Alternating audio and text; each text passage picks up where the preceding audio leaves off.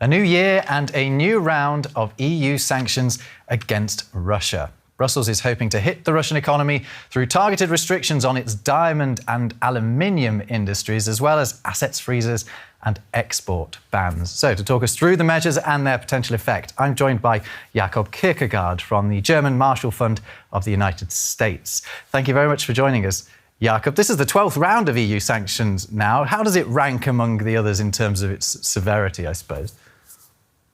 Well, I think we should be clear that the fact that there has been 12 rounds indicates that there is an element of incremental, tightening of sanctions going on. But I would say this one, because it includes, very explicitly a rapid ban on diamonds, which is one of these outstanding sectors that the EU countries have been trying to agree to ban for quite some time, and now they've finally done it. It also involves quite significant, potentially at least, increases in the enforcement of existing sanctions. So I would rate it probably in the sort of top 3 or 4 of the 12 rounds. Right, yeah, so there's a bit of bolstering going on there, but also some new ideas thrown in. Let's start off by taking a look at some of the sanctions effective as of January the 1st. First off, we do have that big headline measure, which is the ban on imports of Russian diamonds. So diamonds mined, processed or produced there. For now, that's not industrial diamonds, but it will soon be. And also jewellery containing Russian diamonds will be banned later this year. Also on the list are measures to enforce a G7 cap on the price of Russian oil and make it harder for Russia to circumvent it. Russian aluminium products are being sanctioned for the first time. And the EU is also prohibiting European businesses from selling software to Russian companies and government entities. Jacob Kirkegaard from the German Marshall Fund. That was just a few of the measures, but let's take a look at what they're adding to, because we've had these 11 rounds of sanctions already. Are we to assume by the fact that there's a 12th that they're not having the desired effect? Well, I would say it depends on what the desired effect is. If we believe that economic sanctions would crush the Russian economy and force Vladimir Putin into abandoning his war in Ukraine, well, then obviously they have not worked. But I think that would have been ultimately the original hope, wouldn't it? Yeah, but I think that was always an inflated sense of expectation about what can sanctions achieve against a large economy like Russia, and one that clearly was prepared for economic sanctions in terms of its macroeconomic bolstering, large budget surpluses and things like that pre-war. And then, of course, the fact that Russia produces very important energy and raw materials desired by throughout the global economy. This is not an economy that it's easy to subdue with economic sanctions. However, if we believe that the real aim of these sanctions were to limit or restrict aspects of Russia's ability to wage advanced industrial war, in terms of limit its ability to produce cruise missiles and other advanced weaponry, well, then I must say I think the sanctions have actually worked. And then, of course, there is the big joker, namely that we have about 300 billion of Russian assets frozen in Western financial institutions. We haven't agreed what to do with that money.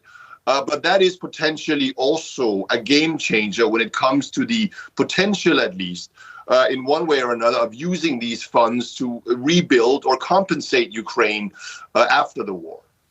And was it ever really the idea that these sanctions were supposed to work immediately, or was it always factored in that it might take some time for them to work? I mean, I think there were always these inflated expectations that, we use these sanctions and Vladimir Putin is going to change his mind immediately. Well, that was always a pipe dream. It was always only going to work on a very gradual basis by, making it harder for Russia to wage its war effectively. And obviously, ultimately, again, in the medium run, by sort of 2, 3, 4 years, undermining the economic strength of the Russian government. And I think the sanctions are having that desired effect, but we have to keep that timeline in mind. We shouldn't expect, therefore, these sanctions to sway the mind of Vladimir Putin away from his aggressive war. We're not there yet. And what we absolutely have to bear in mind is that some of these sanctions are being actively undermined in various ways. That's something we're going to get into a little later, Jacob. But first, I just want to take a look at the big new addition to the sanctions regime, diamonds. Russia's the world's leading producer of rough diamonds in terms of volume. Russia's state-owned Alrosa dominates over 90% of the market. In 2021, as you can just see here, just before the initiation of the full-scale invasion of Ukraine, Russia exported approximately $4 billion worth of diamonds. So they're hoping, along with the G7, the EU is hoping that they can reduce at least that level of income when it comes to the sales. So let's just understand a bit better, Jacob Kirkegaard, how this ban on the import of diamonds is going to work and actually which diamonds it's going to incorporate. Well, I mean, there is an immediate ban on the direct importation of newly mined or newly industrially produced diamonds from Russia. That takes place, in fact, today. And then there is this gradual phase-in of the import ban of diamonds already being incorporated into jewelry and other, goods.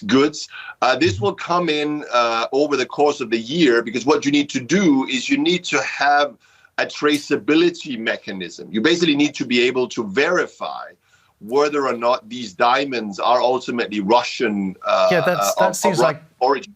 The most obvious stumbling block, doesn't it? Is if you've got an item of jewelry with a diamond in it, how on earth are you supposed to know where that diamond came from? Well, no, I mean, absolutely. This is the problem, and obviously, I mean, we have the movie about blood diamonds from Africa. We do have some experience with making these traceability mechanisms, but as you said, Russia is a far larger producer than, say, Sierra Leone or other sources of origin of blood diamonds in the past. So it needs to be much more comprehensive, and therefore it's going to take some time. And then, of course, ultimately, there is also the risk that, and this was always, by the way, the argument of the Belgian government for not wanting this diamond import ban sooner, namely that a lot of it is tied to the diamond bourse or diamond auction house in the city of Antwerp. And the Belgians always said, look, if we ban it, they're just going to shift it to somewhere else outside the EU or the G7. So ultimately, it's not going to affect Russia's ability to earn, export earnings. It's just going to hurt our business. That's why they opposed it. Well, that was the argument against so many of the sanctions, wasn't it? That it would be an act of self-harm, but it's been sort of pushing through that. That's been one of the challenges for the EU. Yeah, and I think now, probably because of a combination of the fact that Belgium is taking over the EU presidency, they kind of felt that now is the time to do it. And probably also because they will feel that that they're able to implement and sort of a degree of traceability, so that the sanctions circumvention will hopefully be limited, and therefore that this will actually hurt Russia's ability to earn foreign exchange by the sale of diamonds. But we shouldn't kid ourselves. Look, there are plenty of buyers in India, China, and other economies that will be willing to buy Russian diamonds. Maybe they will even just ask for a little bit of a discount, but ultimately Russia will still make a substantial sum of money from these exports. And what you're talking about there, this sort of parallel economy, is very reminiscent of what we've seen with oil and gas, which is something that we'll get on to talking about. But while we're talking about import bans, there's also a new ban on Russian aluminium products. How big a blow is that likely to be for Russia? Well, again, it is. The question, though, is to what extent does this just meaning a rerouting of Russian export away from the EU to other markets? Because, again, like oil and gas, the reality is that there is a global demand for aluminium. So, yes, Russia loses a market in the EU, but that probably means that they will be forced, of course, to redirect those sales elsewhere. So they will try probably cut prices a bit in China, India, and elsewhere. So their profit margins from the sale of aluminum globally will go down. But again, we shouldn't pretend that just because we stop importing a globally sought after Russian commodity, that this is going to end Russia's ability to earn money from those exports. It will not. It will cut it, but it won't. It certainly won't end it. Well, speaking of which, let's talk about oil and gas. Particularly, let's look at oil. One of the most significant sanctions imposed since Russia's full-scale invasion of Ukraine was the G7 cap on Russian oil, capping sales at $60. Western firms are banned from being involved in any oil sales worth more than $60 a barrel. The new sanctions include measures that are supposed to enforce that ban better. So are we to conclude that Russia has been getting around it so far? Oh, yeah, there's no doubt about that. I mean, what has happened is that Russia has begun. I mean, the Western ban basically works that we cannot, Western insurance companies, et cetera, can't provide financial services to Russian shipments above the price cap. The problem, of course, is that Russia increasingly has its own fleet of oil tankers that they use to ship their oil around the world. This is the so-called ghost fleet that people talk about, right? Exactly. And there is actually also an element of the new sanctions involved here, where the EU says, well, we need a so-called, again, transparency mechanism to see whether or not European chartered or previously European-owned oil tankers are being sold to Russia. But the reality is that this is a little bit like, I mean, the horse has left the stables, if I may put it that way, because what has been going on is that a lot of oil tankers, particularly previously owned by Greek shipping firms, has been sold to Russia directly or to Russian middlemen. So Russia, therefore, today probably does have, or actually does indeed have, a sizable ghost fleet to therefore facilitate the continued supply and circumvention of the Western ban or the Western price cap. So unfortunately, for that reason, unless we are in the West willing to directly impose secondary sanctions on the buyers of Russian oil in third countries, say India or China, this probably isn't going to be that effective. And certainly the EU has to date shied away from those types of secondary sanctions, which is only therefore something done by the United States. So what do these latest measures actually do then? They just, I think they just seem to aim to better monitor the movement of Russian oil. Is that right? Yeah, I mean, the reality is that the actual effect on Russia's oil proceeds of these sanctions, I personally believe, is quite limited, because what happens, of course, is that when Russia is also supplying the transportation of the oil, well, then they earn money from providing that service as well. And you got to factor that in, not just the sort of the price of the crude oil itself, but the total revenue earned by the Russian government and government-linked entities as part of these exports. And that, I don't think, has gone down very much. I think the real issue, though, is that a lot of this Russian crude oil exports are now being transported around the world in an underinsured basis. So the real risk here is that one of these ghost fleet tankers capsizes, and we're going to have a massive oil spill somewhere, and there won't be the reinsurance coverage to pay for the cleanup. Because ultimately people will go, well, you, Vladimir Putin, has to pay for your mess. And obviously Vladimir Putin is going to say, no, I don't think so. I'm going to say that it's because of the G7 sanctions that we now have this slick. Exactly. Exactly. So you end up, therefore, and I think this is a major risk of the companies and countries that allow these Russian likely underinsured Russian ghost fleets to transport oil through their territorial waters, because they quite frankly end being stuck with a potential catastrophic bill if there is an accident. But it hasn't happened yet. So far, everybody is kind of making money on this.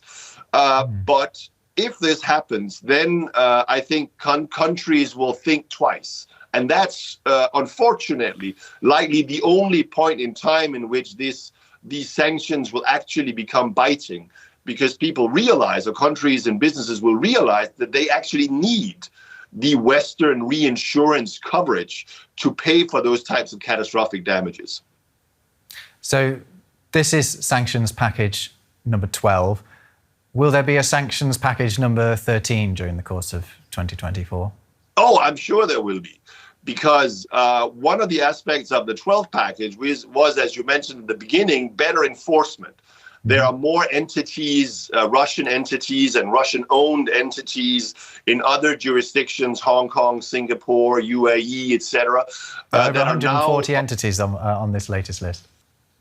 Yeah, that are now designated as essentially sanctioned, and Western and European companies, G7 companies, can't do business with them. That list is going to have to constantly change and evolve as we catch. I mean, it's sort of a cat and mouse game a little bit, where Russian businesses will set up shell companies to evade sanctions now clamped on directly on Russian companies, and then we need to sanction these shell companies, and on it goes. So there's no doubt that we will have to revert once again to the enforcement of these existing economic sanctions during the course of 2024 and likely beyond. No doubt about it. And the diamond sector was the big new addition in this set of sanctions. Are there any other sectors left to sanction? Are there any other vulnerabilities within the Russian economy that the EU is going to look to try and target next? Well, I think the big one remains gas. Right. I mean, the issue, neither Russian, pipeline gas, Russia has essentially cut on its own. Right. But the EU now imports, completely legal, a sizable amount of Russian LNG. Yeah. We, as part of this new sanctions package, liquid propane gas is sanctioned. But why not liquid natural gas? Well, that's obviously this everlasting balance between hurting your own economy and hurting the Russian economy. What's the balance? But I certainly believe, as Europe's natural gas market is increasingly well supplied and securely supplied from suppliers in Norway and the United States and elsewhere, that moving on to banning the import of Russian LNG, in my opinion, would be a logical next step. But then beyond that, yes, I think a lot of the action will be in the enforcement. And there, really, the EU has to make up its mind.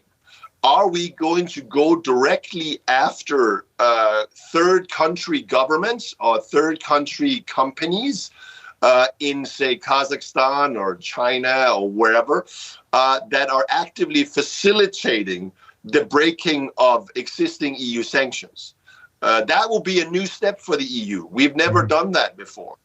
Yeah, because a lot of countries are also, European countries are selling significantly higher volumes of banned goods to Russia's neighbours, only for them to clearly be imported straight into Russia.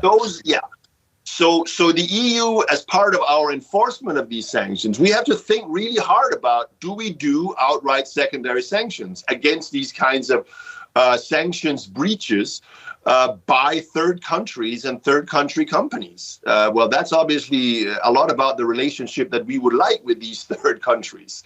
So those, I would say, LNG and secondary sanctions are the big, obvious next steps that we'll have to revert back to over the course of 2024.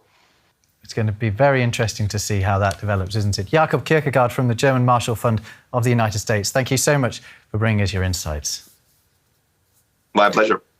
And thanks to you for watching. There's plenty more from us here on the DW News YouTube channel. We'll see you over at whatever you choose to watch next. Take care.